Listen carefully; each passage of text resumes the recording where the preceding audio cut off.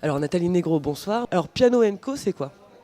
Piano & Co, c'est une association autour du piano, comme son nom l'indique, et dans un répertoire très varié qui va de la musique classique à la musique contemporaine jusqu'à la création et jusqu'à la musique improvisée. Donc autour du piano, petite formation aussi de musique de chambre, du solo, duo, trio, quatuor, avec des temps forts, un festival dans les Alpes, l'été, dans des petites communes alpines de 150 à 300 habitants, et un deuxième temps fort, les Trobairitz. Nous sommes en plein dedans, là, dans cette manifestation, rencontre autour de la création féminin. Puisque ces Trobairitz sont nés du rapport de Rennes-Prat, qui était chargé mission mixité et égalité au ministère de la Communication et de la Culture. Donc elle a fait un rapport édifiant et catastrophique sur la place des femmes dans le spectacle vivant, justement. Alors c'était autant au niveau des directions, de lieux, de scènes, que dans les programmations. Et suite à ce rapport, on l'a fait venir à Marseille, parce que ce rapport a circulé vraiment dans le milieu professionnel. J'avais envie que le tout public ait accès à ce rapport.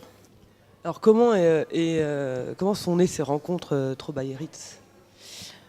Le premier désir, c'était la première volonté, même c'était de mettre en exergue l'écriture musicale des compositrices, parce qu'elles sont complètement ignorées.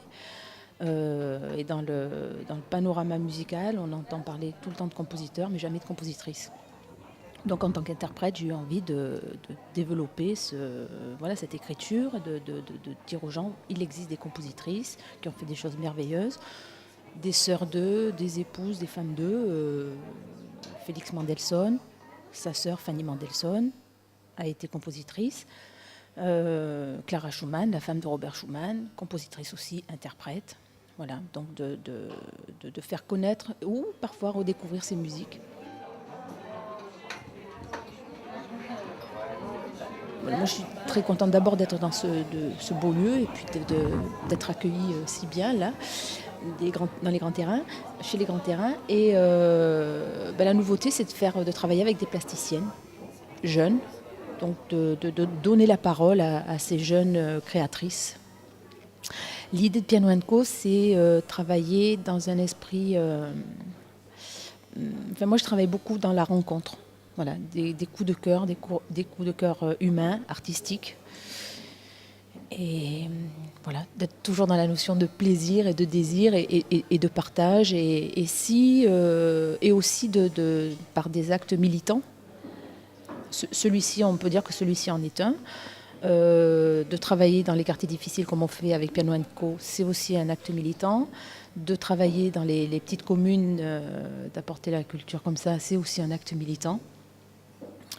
Je parle toujours d'artistes citoyens et pour moi, il me semble très important que l'artiste s'engage et la transmission, elle est pour moi dans la musique, au-delà de la musique. Alors ce soir, vous nous présentez deux femmes artistes. Oui, donc deux jeunes plasticiennes. Anne-Claire Broche, là qui montre plutôt des photos en fait, et Marie Thébault qui a fait un travail, elle, sur le dessin. Et ce qui est intéressant, c'est de voir c'est un peu une écriture à quatre mains entre la photo et le dessin, mais aussi sur les notions d'homme-femme, le genre.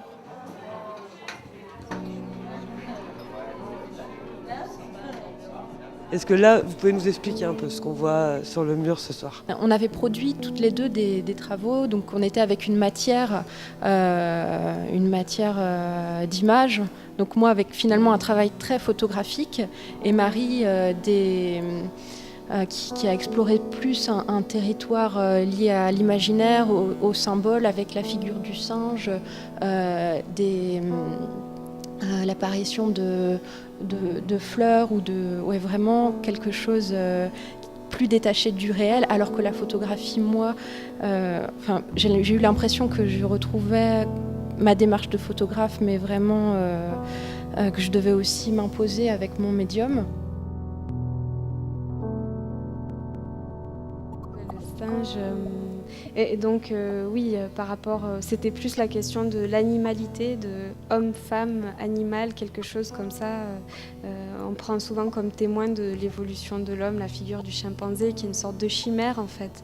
Et dès le départ, j'ai choisi d'inscrire mon travail en lien avec les chimères. Et donc cette figure-là, elle s'est imposée un peu pour titiller cette idée et ramener à ça, quoi, avec un singe qui a les yeux bleus, qui rejoint aussi cette question-là de quelque chose qui n'existe pas finalement.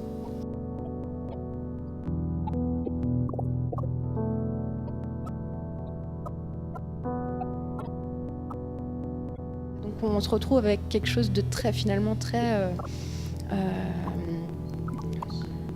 mais ouais, voilà, d'attacher mes complémentaires.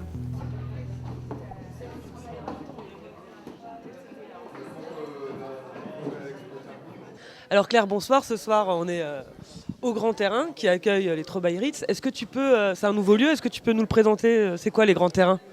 Alors les Grands Terrains, c'est un laboratoire artistique où ici on accueille des artistes. L'objectif en fait, c'est d'accompagner des projets artistiques dans le développement de leur travail, c'est-à-dire leur offrir à la fois des outils de communication, faire rencontrer d'autres personnes dans leur pratique et essayer... Alors, le mot un peu vulgaire, c'est la professionnalisation des artistes. Essayer comme ça de les amener vers une démarche de professionnelle, tout en leur instaurant des temps de travail, de recherche et d'expérimentation. Eh ben écoute, si t'as rien à ajouter, moi je te propose de m'inviter à prendre un verre de vin chaud qui a l'air super bon sur le bar. On est assez pro là-dessus. Allez, on y va, viens.